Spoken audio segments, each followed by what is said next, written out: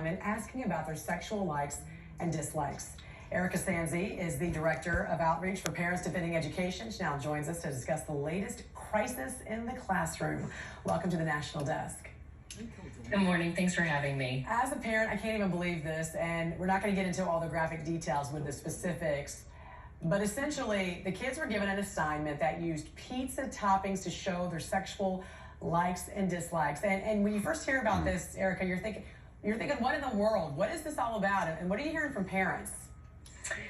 Yeah, so the reason we know about this story is that parents were very upset and felt like they were being ignored. So they reached out to us at Parents Defending Education to let us know what happened, and they sent us a copy of the assignment. And the assignment started out with a sentence that said, yes, pizza can be a metaphor for sex. And then it went on to explain that just like when friends have to agree on pizza toppings when they're sharing a pizza, that people need to agree on what they're willing to do and not do in terms of consent. And so they decided to have the students list their sexual likes and dislikes and then draw them on a pizza as pizza toppings. Now, again, these are 8th graders, and it's important to keep in mind, under 15% of 8th graders have had sex. So they're being asked very personal questions on a topic that many of them are totally inexperienced with and likely uncomfortable talking about in school. Right, and I was looking at some of the questions, and these are questions, I mean, that would make an adult blush, quite frankly. The district's health and PE coordinator shared that there was an issue with the initial assignment and posted this online explanation. The correct version of the assignment is for students to work in small groups to craft a pizza with toppings. No behaviors associated with said toppings. That would make everyone happy, comfortable using nonverbal communication only. Students are then asked to reflect and discuss how thoughts or feelings can be confusing or misconstrued if we rely on nonverbal cues, communication alone, which I think is even more confusing when I read this, because I'm not really truly understanding what the purpose of this was. Perhaps they have an explanation. So did the school district or any other administrators offer any other additional explanations as to what the purpose and what the end goal and end game was of all this? And should other parents be concerned children in other school districts are being given similar lessons?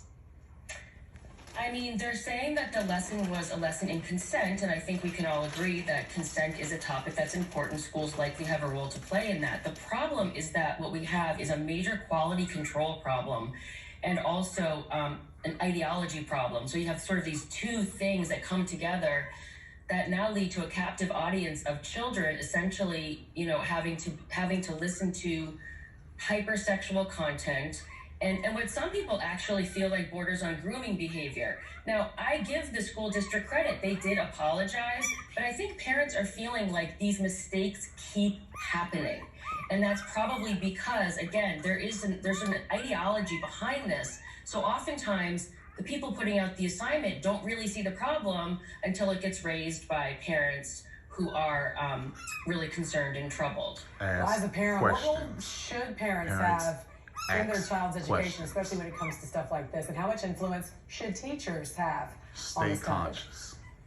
And again, like, that depends, right? I mean, a teacher could be highly skilled at discussing this. The problem is that what we're increasingly seeing is that people who are not at all skilled at this now have this captive audience of young children.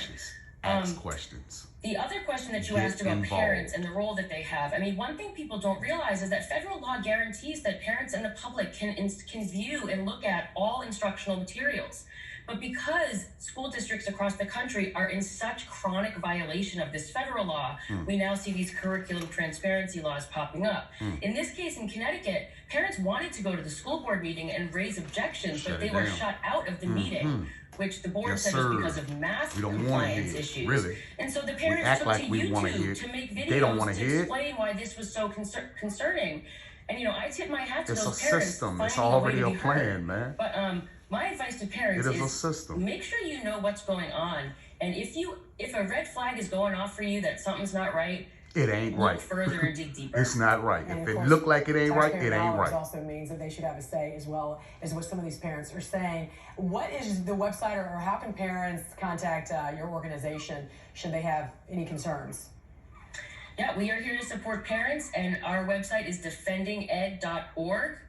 People can submit reports and tips to us. You have help we can out there. maintain When it seems total like it's just a anonymity, and we dead often end, do, you 'cause do have parents are help often, out there. afraid to speak out.